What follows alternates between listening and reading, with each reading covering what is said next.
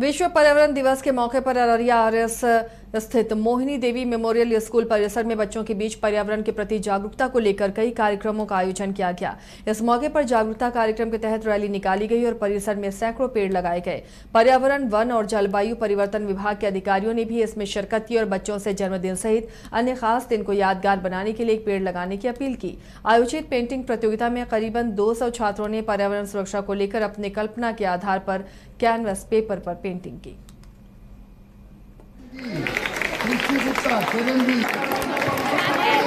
से हर साल जो है पर्यावरण दिवस पर हम लोग हजारों पेड़ लगाते हैं। इस बार भी 200 से अधिक पेड़ लगा रहे हैं। हम लोग सारा दिन का ये प्रोग्राम है। फॉरेस्ट डिपार्टमेंट से हर साल जो है सहयोग मिलते रह रहा है। साथ साथ हमारे नगर के vice chairman sir Gautam sir ji एवं समाज के बहुत समाजसेवी लोग एवं साथ साथ विद्यालय के विद्यार्थी एवं विद्यालय से सभी शिक्षक मिलके अपना प्लेग्राउंड कैंपस एवं मेडिकल कैंपस से 50 एकड़ प्लॉट है, वो सब जगह हम लोग हर साल पेड़ लगाते हैं। आज भी इस तरह का कार्यक्रम किया गया था। साथ साथ से प्राय 200 विद्यार्थी पेंटिंग प्रतियोगिता भाग लिया था, उससे 30 विद्यार्थी को सम्मानित किया गया। पर्यावरण दिवस के अवसर पर प्रत्येक पर्यावरण के दिवस के अवसर पर मोहिनी देवी विद्यालय के द्वारा वृक्षारोपण किया जाता है। बच्चों को जागरूक किया जाता है पर्यावरण के प्रति और वृक्ष लगाने के प्रति। जो अभी मौसम में उथल पुथल होता है, गर्माहट जो बढ़ रही है अभी, तो वृक्ष लगाने से बच्चों को अवेयरनेस किया जाता है कि वृक्ष लगाने से पर्यावरण संतुलित रहेगा, एयर क्वालिटी बढ़िया रहेगी और वातावरण स्वच्छ रहेगा और हम स्वच्छ रहेंगे। उनसे हर साल जो है मधेपुरा नगर परिषद में वुडको द्वारा 72 करोड़ रुपए की लागत से निर्माण हो रहे स्टॉर्म वाटर ड्रेनेज योजना से लोग काफी परेशान हैं, क्योंकि लोग नाला निर्माण के नाम पर खानापूर्ति करने का आरोप लगा रहे हैं और आधा अधूरा बना नाला लोगों के लिए अब जानलेवा भी साबित हो रहा है। दरअसल मधेपुरा नगर परिषद क्षेत्र स्थित शहर में जल निकासी व्यवस्था के लिए स्टॉर्म वाटर ड्रेनेज योजना के तहत 72 करोड़ की लागत से बन रहे 15 किलोमीटर लंबी परियोजना के निर्माण कार्य में बड़ी लापरवाही का मामला सामने आया है। नगर परिषद मधेपुरा क्षेत्र में जयपाल पट्टी मोहल्ले में वुडको द्वारा निर्माण करवाए जा रहे इस परियोजना को लेकर संवेदक सभी सुरक्षा मानकों को ताक पर रखकर निर्माण करवा रहा है। मोहल्ले वासियों का आरोप है कि संवेदक आधा अधूरा नाला निर्माण काम को छोड़कर कई दिनों से फरार है, जिस कारण आए दिन यहां बुजुर्ग और बच्चे नाले में गिरकर चोटिल हो रहे हैं। लोगों ने कहा कि इस 5 फीट से ज्यादा गहराई वाले खुले नाले में पानी भर गया है और एक बच्ची इसमें गिर गई थी, जिसकी जान स्थानीय लोगों ने किसी तरह बचाई। इधर स्थानीय लोगों के विरोध की सूचना पर वुडको के सहायक परियोजना निदेशक पूनम कुमारी मौके पर पहुंची और इस मामले को उच्च अधिकारियों तक पहुंचाने की बात कही। सबका घर काट लिया, तमाम आम आदमी को दिक्कत हो रहा है, आने जाने की भारी कठिनाई हो रहा है, गाड़ी घोड़ा नहीं जा पा रहा है। हम लोग घर में बंद हैं, तमाम आदमी घर में बंद है।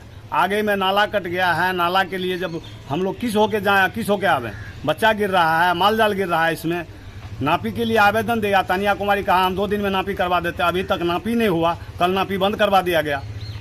कल फोन हम लोग करते रहे, नापी करवाना है नापी करवाइए, नापी करवा के क्लियर कीजिए, नाला 2 दिन 4 दिन 10 दिन जो लगता है बना के क्लियर कीजिए। हम लोग को दिक्कत हो रहा है, लेकिन अभी तक कोई सुनवाई नहीं है। समस्या है क्या, नाला जो बन रहा था तो ठेकेदार जो है कभी ज़्यादा काट लेता है, कभी कम काट लेता है। इसीलिए हम लोग नापी के लिए दिए हुए हैं, नापी का काम चल रहा है, लेकिन कुछ वजह से 2 दिन से नापी बंद है। इसीलिए जाने आने में बहुत काट के छोड़ दिया है, जाने आने में बहुत ज़्यादा कठिनाई हो रहा है सारे जनता सब परेशान है।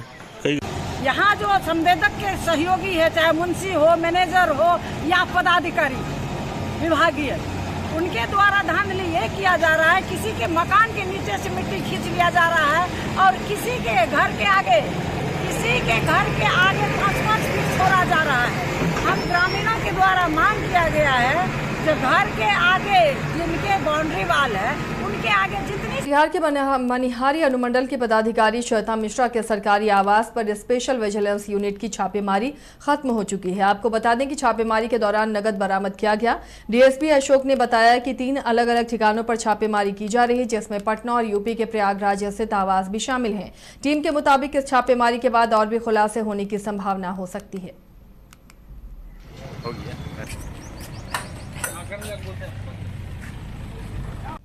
मुजफ्फरपुर जिले में नाबालिग दलित बच्ची के साथ दरिंदगी के बाद हत्या मामले में सियासत अब चरम पर है। विपक्ष सरकार पर आक्रामक है, वहीं अब सरकार की तरफ से मामले में डैमेज कंट्रोल करने की कोशिश भी हो रही है।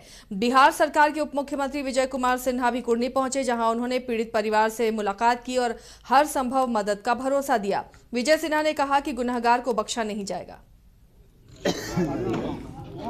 बहुत दुखद, दुर्भाग्यपूर्ण, मानवता को शर्मसार करने वाली घटना है और ऐसे राक्षसी प्रवृत्ति के लोग को पूरी तरह से सख्त कार्रवाई स्पीडी ट्रायल के माध्यम से होगा। और हम लोग अभी दूसरी घटना में भी जा रहे हैं, उसके बाद पदाधिकारियों के साथ बैठक करेंगे, पूरी तहकीकात करेंगे, उसके बाद आप लोगों के साथ बैठे। एसकेएमसीएच में ऐसी क्या व्यवस्था थी, नहीं हो पाई सर? कोई नहीं गए, आप कितने थे? अय्यरपुर अय्यरपुर में सर एसकेएमसीएच में क्या व्यवस्था नहीं थी जो पीएमसीएच भेजना पड़ा? कोई नहीं जा पाया। बहुत दुखद, दुर्भाग्यपूर्ण। बिहार सरकार के पीएचईडी मंत्री नीरज बबलू ने दलित बच्ची की रेप हत्याकांड मामले में प्रतिक्रिया देते हुए कहा कि बच्ची के इलाज में लापरवाही करने वालों के खिलाफ कार्रवाई की गई है, वहीं स्पीडी ट्रायल करके दोषियों को कड़ी सजा दिलाई जाएगी। साथ ही उन्होंने ये भी कहा कि उनका व्यक्तिगत मानना है कि ऐसे हत्यारे और दुष्कर्मियों का तो एनकाउंटर ही कर देना चाहिए। वहीं विपक्ष पर तंज कसते हुए उन्होंने कहा कि उनके पास कोई मुद्दा नहीं। मंत्री नीरज आज पर्यावरण दिवस के मौके पर पटना में आयोजित कार्यक्रम में हिस्सा लेने पहुंचे थे और सभी को पर्यावरण दिवस की बधाई देते हुए कहा कि लोगों को पेड़ जरूर लगाना चाहिए।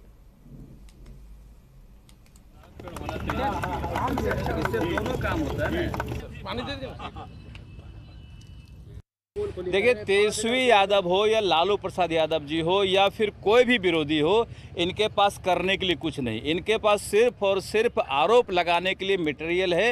ये ढूंढते रहते हैं कि कौन से सवाल पे हम आरोप लगाएंगे। स्वास्थ्य विभाग मजबूती से काम कर रही है, जहां कोई गड़बड़ी होती है तुरंत एक्शन होता है। जो मुजफ्फरपुर की घटना है, आपने देखा कि माननीय मुख्यमंत्री जी और माननीय डिप्टी सीएम दोनों मिलकर के तुरंत एक्शन लिया और कठोर कार्रवाई की गई है। कई अधिकारी को सस्पेंड किया गया है और जो पीड़िता है उनको भी कहीं न कहीं मुआवजा देकर के उन्हें भी संतुष्ट करने की कोशिश किया गया है। और मुझे लगता है कहीं कोई गड़बड़ी नहीं है। जो भी गड़बड़ी करने वाला है इस राज्य में नहीं बचेगा। जो भी दुष्कर्मी होगा जेल जाएगा, स्पीडी ट्रायल चला करके सजा कराया जाएगा।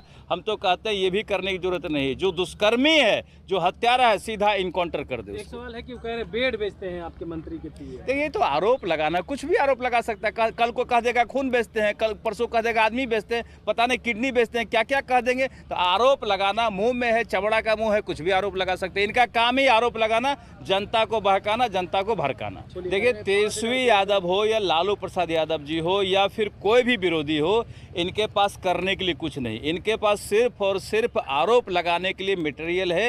ये ढूंढते रहते हैं कि कौन से सवाल पे हम आरोप लगाएंगे। स्वास्थ्य विभाग मजबूती से काम कर रही है, जहां कोई गड़बड़ी होती है तुरंत एक्शन होता है।